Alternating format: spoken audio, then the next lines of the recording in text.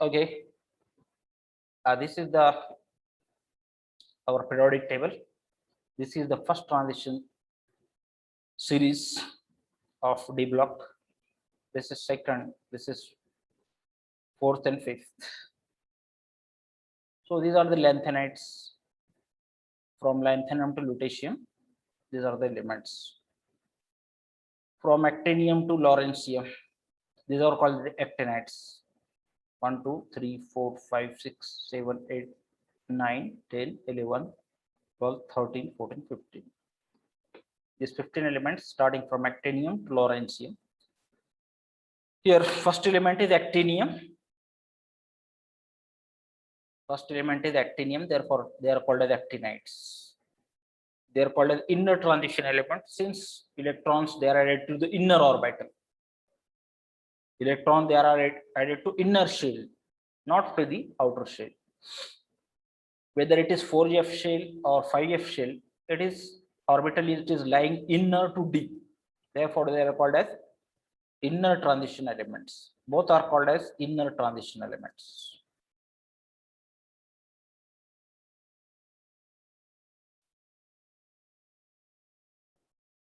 So this is actinium. Name they are coming in the next slides. So there are two series of inner transition elements. They are also shown here. First element it is not shown. It is lying here. It is lying here. Actinium. So there are two series of inner transition elements. The first series it is called as lanthanides, starting from lanthanum to lutetium. And the second series is starting from actinium to lawrencium. These are called as actinides. Atomic number of actinium is 89 and that of lawrencium is 103. Okay. Now let us look at the electron configuration. Let us try to understand their names first. Now, most of the elements are here. Before coming to configuration, I will like to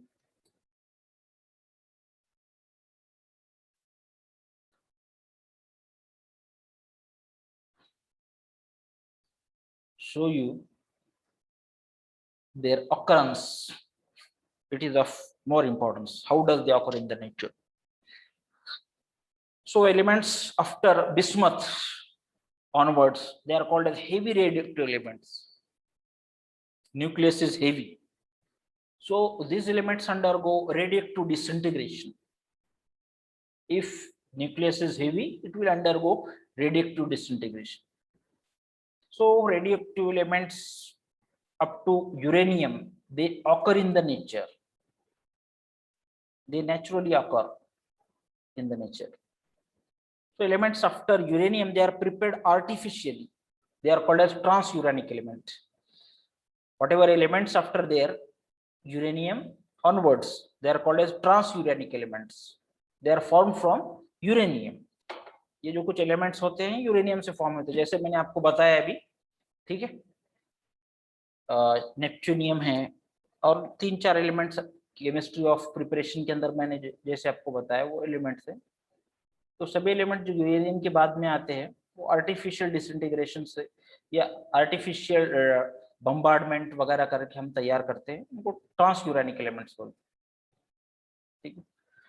thorium it is found in the pitch monazite sand.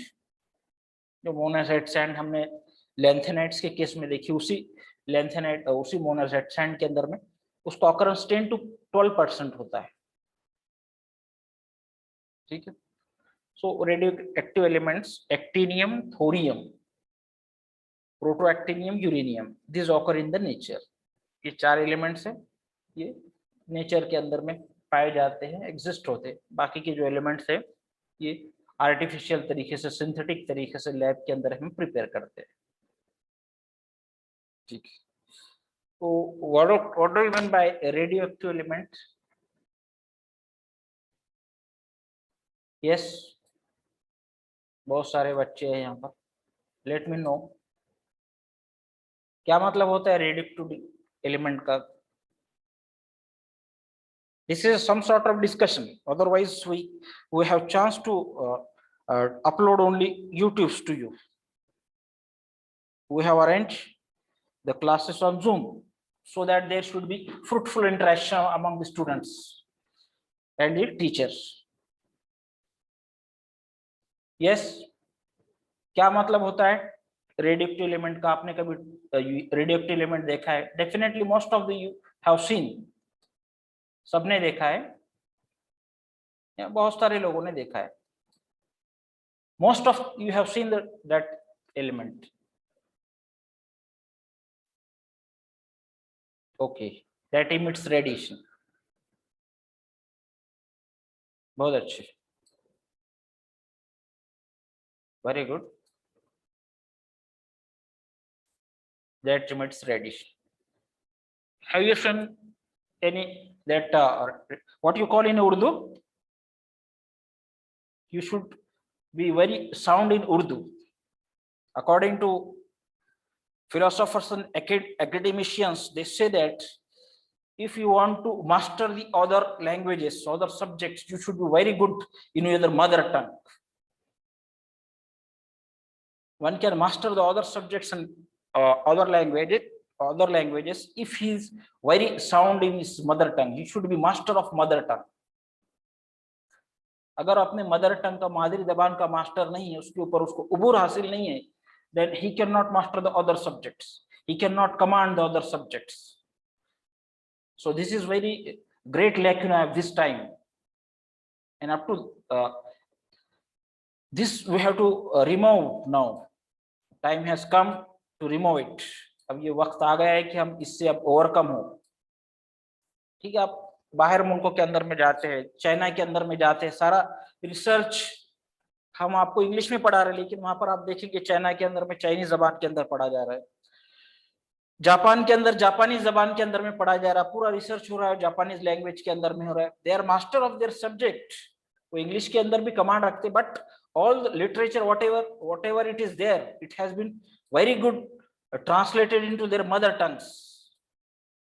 ठीक है, वो English भी पढ़ रहे हैं, English के अंदर में उनका कम्युनिकेशन है, समझ पाते हैं, लेकिन उनका सारा लिटरेचर उन्होंने अपनी मादरी जबान के अंदर में कन्वर्ट किया है। आज हम अपने बच्चों को सेमी इंग्लिश से डाल रहे हैं, तो उनको उर्दू ही ढंग से समझ में नहीं आ रहा, तो इंग्लिश क्या समझेंगे वो? जो बच्चे उर्दू सही ढंग से नहीं समझ पा रहे, मराठी सही ढंग से नहीं समझ पा रहे, हम उनको इंग्लिश समझाना चाह रहे, हाउ इट इज पॉसिबल? और उसके लिए हम बहुत हद तक हमारे उर्दू के, मराठी के लोग जिम्मेदार, क्योंकि वो क्वालिटी नहीं दे पा रहे हैं, इसलिए बच्चों को सेमी इंग्लिश की तरफ जाना पड़ रहा है। चलो आइए, क्या कहते हैं, what you call in Urdu? Any one of you should know the terminology in Urdu, in Marathi. If you are from Marathi medium, you should know in the Marathi what you call. देखिए, अगर ये कहूँ कि आपको English नहीं आ रही, तो that doesn't matter, कोई भी बुरी बात नहीं है, because it is not your mother tongue, it is a foreign language, वो आपकी foreign language, बाहर से आए हुए लोगों की जबान है, ठीक है, तो आपके समझ में नहीं आए तो that doesn't matter much, उससे कोई फर्क नहीं पड़ता है, और बहुत कोई ऐब की बात नहीं। लेकिन मैं ये कहूं कि आपको उर्दू नहीं आ रही है, तो it is very bad thing, ये बहुत बुरी बात है कि उर्दू में आपको नहीं आ रहा है या हमको नहीं आ रहा है, तो ये बहुत बुरी बात है। तो यू शुड नो टर्मिनोलॉजी, तो आप उसके लिए कोशिश कीजिए, टर्मिनोलॉजी उर्दू के अंदर में क्या है तो मालूम कीजिए।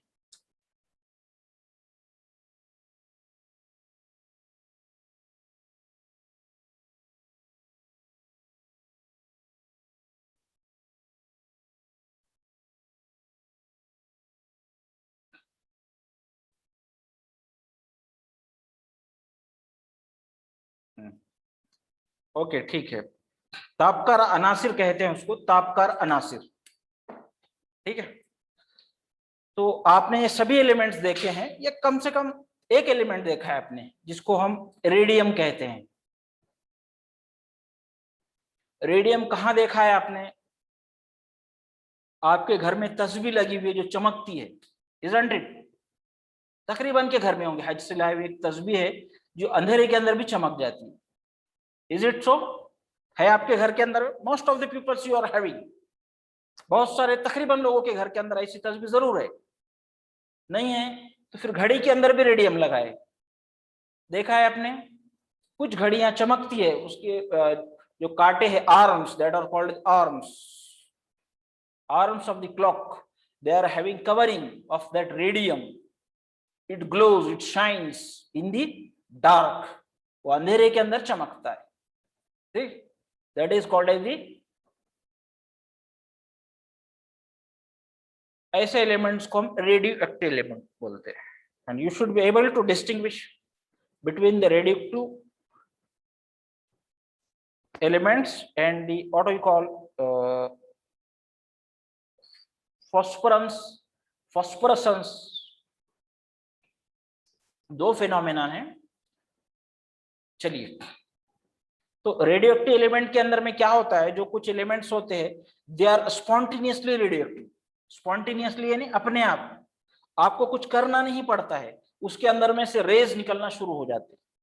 सो that is called as the spontaneous process. अपने आप खुद ब खुद, जो खुद साख्ता जिसको कहें, खुद ब खुद जो प्रोसेस होती है, that is called as radio active. ठीक है? और जो आप साइड में, जो रोड के साइड में बोर्ड लगे हुए हैं स्पीड ब्रेकर वगैरह के, उसके ऊपर भी रेडियम लगा हुआ है, लेकिन that radium is something different. उसके ऊपर क्या है कि जब लाइट पड़ता है वो ग्लो होना शुरू होता है, शाइन करना शुरू होता है। तो that is not radio active. ठीक है? That is not, phenomenon is there but that is not spontaneous. वो स्पॉन्टेनियस नहीं। चमकता कब है, शाइन कब होता है? When light falls on it, और उसके बाद देर तक चमकता रहता है। That requires energy, that requires some radiations to fall on that, after that it will glow. So you should be able to differentiate among this. ठीक है? तो तस्बीह आपने देखी, आपके घर में घड़ी है, क्लॉक है, वो आपने देख ली है। ठीक है? तो ये ऑकरेंस के बारे में है। Radioactive elements actinium, thorium, protoactinium, uranium, they occur in nature.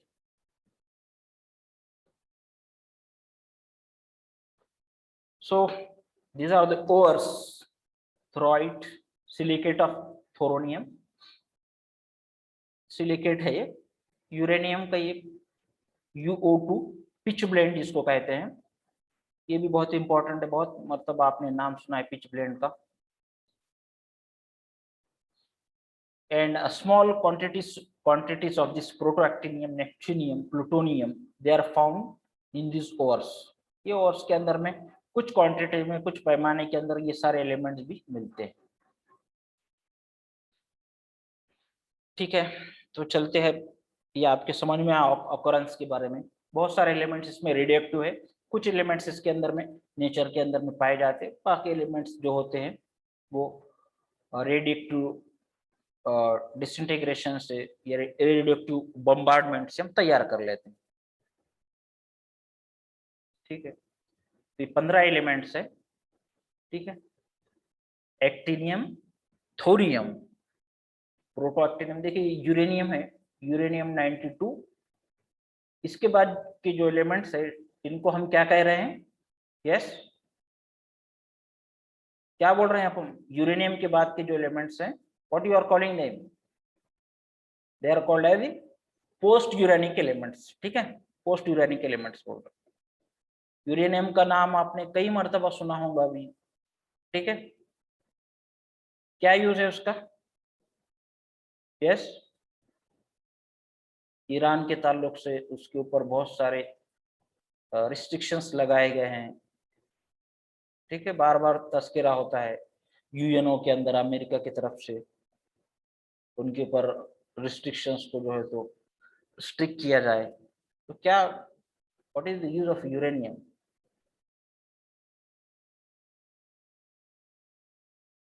कुछ तो मालूम होगा आपको। Most of the chapter you have already covered at 12th standard.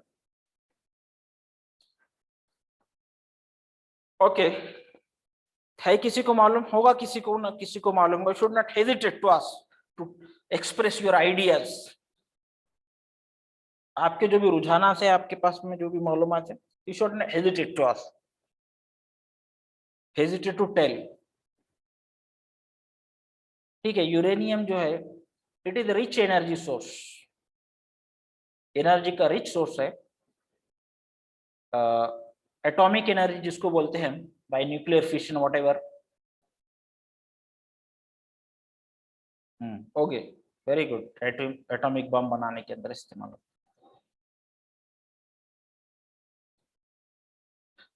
है। तो ठीक है, यूरेनियम की बात हम कर रहे हैं, तो it is rich energy source पहले, और उसके बाद में एटॉमिक बम बनाने के अंदर इस्तेमाल होता है। ठीक है, तो उसका बहुत बड़ा फायदा है कि यूरेनियम का it is rich energy source. Atomic energy जिसको हम बोलते हैं ट्रॉम्बे वगैरह के अंदर में जो एटॉमिक पावर प्लांट्स लगे हुए, न्यूक्लियर पावर प्लांट्स, तो उसका फायदा ये है कि बहुत कम यूरेनियम लगता है and large amount of energy it is generated there. Japan के अंदर में बड़े पैमाने के अंदर में इसका यूज होता है, but each technology it is accompanied by a lot of what we say disadvantages। उसका डिसएडवांटेज है कि उसके अंदर में से निकलने वाले रेज रेडियोएक्टिव एलिमेंट होने की वजह they are hazardous to our health, हमारे हेल्थ के ऊपर बुरा असर डालते हैं। ठीक है, म्यूटेशन वगैरह हो सकता है उसके अंदर में से। ठीक है, जब ये हमारे बॉडी के ऊपर गिरेंगे तो सेल्स के अंदर म्यूटेशन स्लाइड चेंज हो जाएगा, और वो चेंज आगे बढ़ता चला जाएगा, जनरेशन के अंदर में पास होगा। ठीक है, दिस एडवांटेज इज देयर। और एटमॉस्फेयर के अंदर में चांसेस होते हैं, एटमॉस्फेयर के अंदर अगर बाहर निकल जाए तो उससे भी नुकसान, हेल्थ हजार्ड बहुत डेंजरस हो सकते हैं। ठीक है, और इससे जो बच रहा है, ठीक है, इसके यूज होने के बाद जो बच जाता है दैट इज फॉसिल। जो कुछ बच जा रहा है तो बहुत कम बचता है, अमाउंट उसकी बहुत कम है। सालों के अंदर में यूरेनियम का यूटिलाइजेशन होने के बाद बहुत कम अमाउंट उसका जो वेस्ट बनता है। लेकिन ये वेस्ट का डिस्पोजल बाहर बहरहाल this is a difficult job. आप उसको कहाँ पर डिस्पोज करेंगे, जहां पर भी आप डिस्पोज करोगे तो that will be very difficult job, क्योंकि उसके अंदर में से वो रेज जो है वो निकलते ही रहने वाले। और फिर ये जो वेस्ट मैटर है वो किसी के हाथ में अगर पड़ जाए तो, जैसे कि अभी किसी ने बताया कि एटॉमिक बॉम्ब के अंदर में वगैरह इस्तेमाल होता है। ठीक है, ये सारी बातें हैं, लोग दूसरों के ऊपर रिस्ट्रिक्शन लगाते हैं, लेकिन डेवलप कंट्रीज खुद बड़े पैमाने के अंदर यूरेनियम कंजर्वेशन के अंदर में लगे हुए। ठीक, तो देखिए यूरेनियम के बारे में बात चल रही थी। ये एक्टिनियम है, थोरियम, प्रोटैक्टिनियम, यूरेनियम, उसके बाद नेपच्यूनियम। ये साइंटिस्ट के नाम कुछ उनके ऊपर दिए हुए हैं। ये बाद के जो एलिमेंट्स है ये आर्टिफिशियली प्रिपेयर्ड है, इसलिए ये नाम दिख रहे हैं आपको, neptunium, plutonium, americium, curium, berkelium, Berkeley गांव का नाम है, शहर का नाम है, कैलिफोर्निया ये भी शहर का नाम है, einsteinium after the name of Einstein, fermium, mendelium after the name of Mendeleev, nobelium and lawrencium. ठीक है, ये 89 से 103 तक ये 15 एलिमेंट्स हैं। इनको याद करने के लिए छोटा सा जुमला है, छोटा सा स्टेटमेंट है, एट पुन pack back essential food material Nobel law. ठीक है, ये मेमोराइज करने के लिए आपको है, जैसे actinium for A, T for thorium, P for protactinium, uranium के लिए यू, नेपच्यूनियम के लिए एन, प्लूटोनियम के लिए पी, अमेरिसियम ए, क्यूरियम के लिए फिर सी, बर्केलियम के लिए बी, कैलिफोर्नियम के लिए सी, इसेंशियल के लिए आइंस्टाइनियम, और फर्मियम के लिए फूड इस्तेमाल किया है हमने, मटेरियल के लिए मेंडेलियम। ठीक है, नोबेल नोबेलियम सीधा सीधा है, लॉरेंसियम के लिए लॉली। ठीक है, pack back essential food material Nobel law. ये मेमोराइज करने के लिए ही, ठीक है, आपको याद करने के लिए, how to memorise the name of 15 elements, so that is there. तो ये एलिमेंट्स के अंदर में क्या होता है, ये रेडॉन है। Radon, what is radon? It is a inert gas, ठीक है, इनर्ट गैस है, जीरो ग्रुप एलिमेंट है। उसके बाद के ये इलेक्ट्रॉन ऐड कर रहे हैं। एक्टिनियम के अंदर हम देखते हैं कि पहले इलेक्ट्रॉन कहाँ पर इंटर हो रहा है, 6d के अंदर में इलेक्ट्रॉन ये एंटर हो रहा है, outer most electron it is going to enter into 6d। So actual filling of the थोड़ी filling up of the 5d 5f orbital starts from thorium। Thorium से ये ऑर्बिटल फिल अप होना शुरू होती है, ठीक है, f1 f2 f3 f4 f5 and f7 year, ठीक है। 6d electron gets transferred here f7। क्यों ट्रांसफर हो रहा है इधर? Yes anyone? You have studied in case of D block के अंदर भी ये आ चुका है।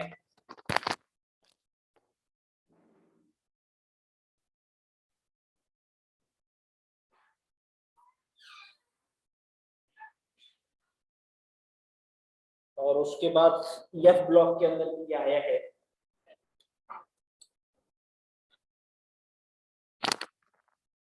हेलो, F7 क्यों हो रहा है यहाँ पर? 6d का इलेक्ट्रॉन F7 के अंदर में डायरेक्ट क्यों चला जा रहा है? ठीक, we may expect here 5x6 और 6d1। एनीवन? यस?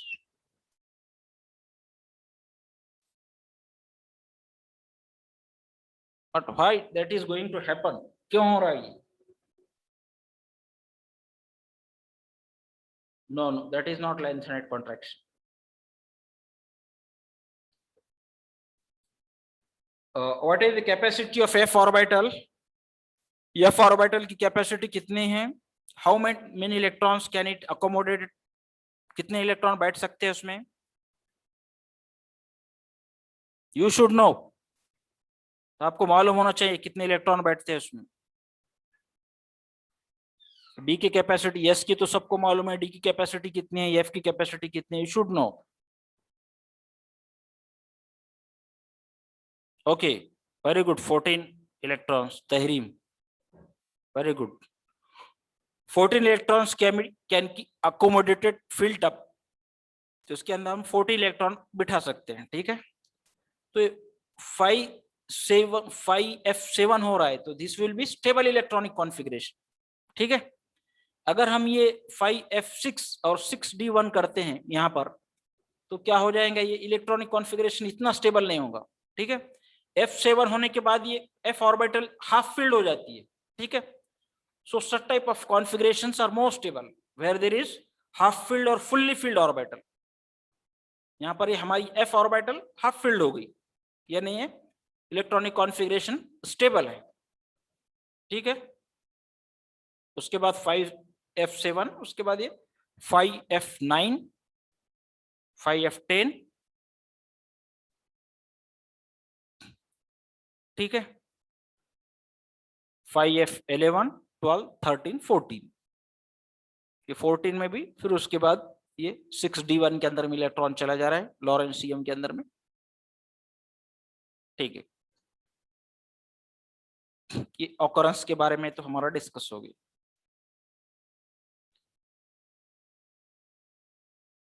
तो ठीक है, आज के लिए बस इतना ही काफी है, ठीक है, टाइम भी हो रहा है। और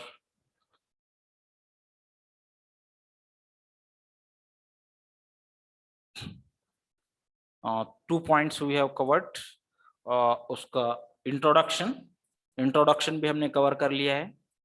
उसके बाद क्या बोल रहे हैं आप, उसका ऑकरेंस, इलेक्ट्रॉनिक कॉन्फ़िगरेशन, ठीक है, ये सारी चीज हमने स्टडी कर लिया आज के लेक्चर के अंदर में, ठीक।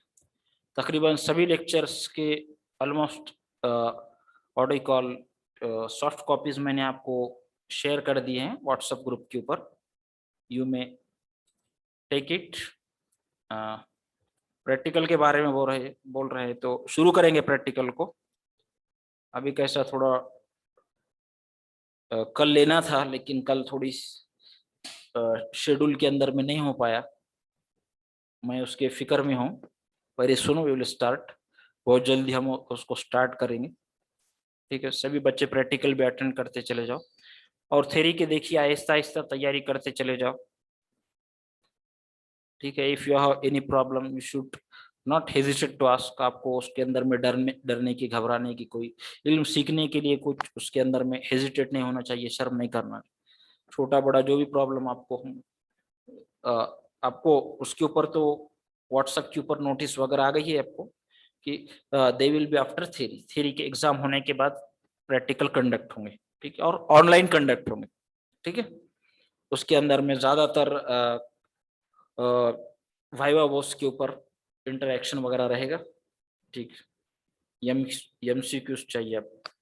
ठीक, एमसीक्यूज आपको भेज दी जाएंगे, डायरेक्ट पेपर जो भी आज तक हुए पेपर वो ये आपको भेज दी जाएंगे। मैं छोटे छोटे क्वेश्चन बीच के अंदर में भेज रहा हूँ, तो एमसीक्यू के लिए ही भेज रहा हूँ, तो आप उसको रिस्पॉन्स दीजिए। छोटे छोटे क्वेश्चन जो भेज रहा हूँ उसी के लिए भेज रहा हूँ कि आपकी तैयारी होते रहे। ठीक है, अस्सलाम वालेकुम।